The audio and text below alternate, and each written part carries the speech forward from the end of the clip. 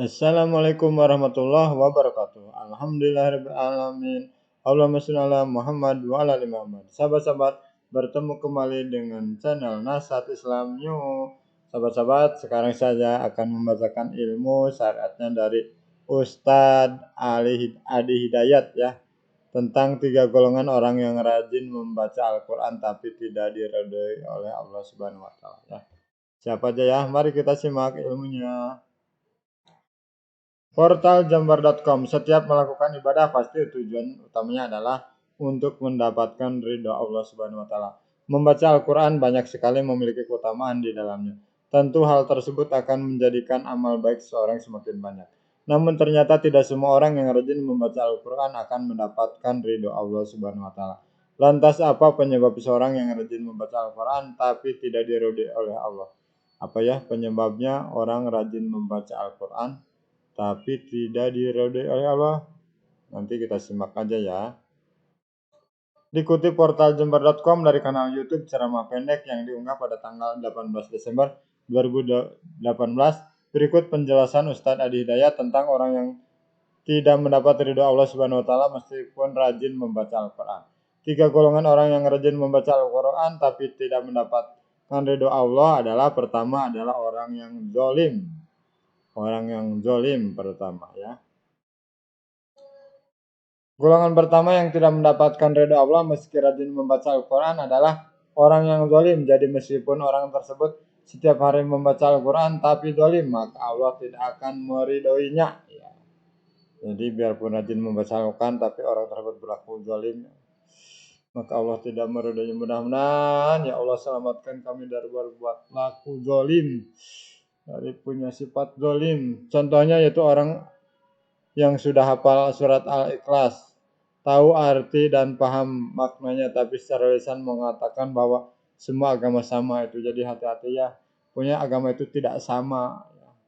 Hanya Islamlah yang benar, semua agama yang lain salah. Hanya Islamlah jalan untuk bisa masuk surga. Kalau agama yang lain pasti semuanya masuk neraka gitu. Itu adalah akidah yang benar ya.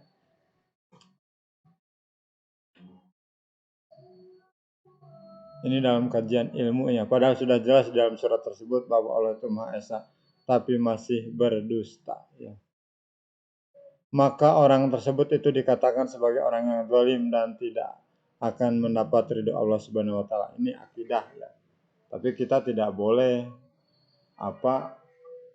menghardik-hardik agama lain ya. Kita tetap ini ilmu akidah yang harus kita pegang dengan erat ya. Kita beragama karena agama kita paling benar. Orang lain menganggap agamanya paling benar, silahkan. Kita sebagai orang Islam harus punya keyakinan, harus punya akidah yang kuat bahwa hanya Islamlah yang benar, bahwa hanya Islamlah yang akan mengantarkan kita ke surga gitu ya.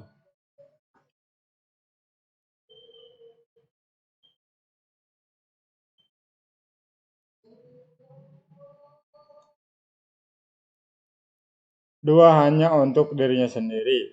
Orang yang termasuk ke dalam golongan kedua ini adalah orang yang tidak zalim tapi masih tidak ada kebaikan yang dilakukan. Ini adalah orang yang tidak diridhoi Allah dalam membaca Al-Quran adalah orang yang hanya untuk dirinya sendiri. Orang yang termasuk ke dalam golongan kedua adalah orang yang tidak zalim tapi masih tidak ada kebaikan yang dilakukan.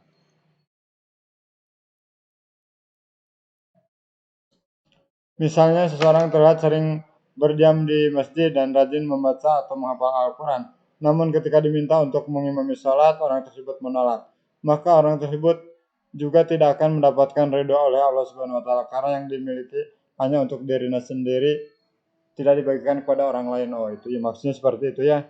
Jadi kalau kita punya ilmu, amalkan, sebarkan, sharingkan kepada yang lainnya agar ilmu itu bermanfaat ya, dan kita menjadi orang yang paling banyak manfaatnya. Ketiga adalah tidak ada perubahan di dalam dirinya ya. Pertama tadi orang zalim, kedua adalah hanya untuk dirinya sendiri, ketiga tidak ada perubahan, jadi tidak ada pengaruhnya gitu ya. Jadi mungkin hanya semacam apa ya, ya pokoknya tidak ada pengaruhnya, tidak menjadi lebih baik, tidak menjadi lebih soleh, tidak menjadi lebih alim, tidak menjadi lebih lembut ya, tidak ada pengaruhnya ya.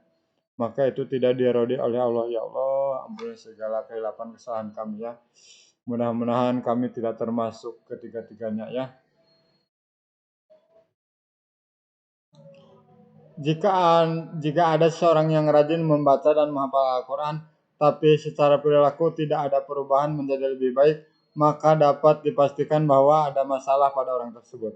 Karena seharusnya orang yang rajin membaca atau menghafal Al-Quran akan ada perubahan dari sifatnya yang lebih tenang, akhlak yang lebih baik, menyegarkan hal-hal kebaikan ya, menyegerakan hal-hal kebaikan. Maka orang seperti itu adalah tidak diridhoi oleh Allah ya. Jadi kita rajin membaca dan menghafal Al-Quran harus ada pengaruhnya ya. Pengaruhnya jadi lebih baik dan insya Allah juga nantinya mendapatkan balasan surga ya.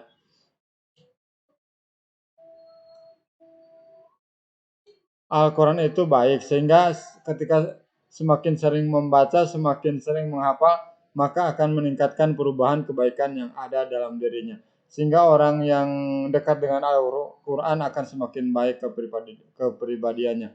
Dengan seperti itu agar mendapat ridha Allah Subhanahu wa taala ketika rajin membaca Al-Quran, jangan sampai mendekati dan termasuk ke dalam 3 golongan tersebut. Amin.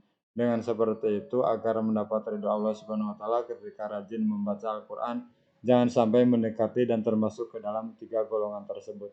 Allahumma amin. Semoga Allah menjauhkan kita dari orang yang zalim, orang yang hanya untuk dirinya sendiri, orang yang tidak ada perubahan dalam akhlaknya, dalam hidupnya. Ya Allah, naudzubillah.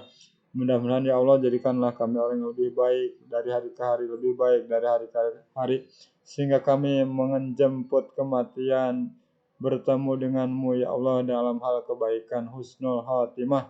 Amin, husnul khatimah. Allahumma amin. Mohon maaf atas segala kekurangannya. Bila taufiq wal hidayah. Assalamualaikum warahmatullahi wabarakatuh.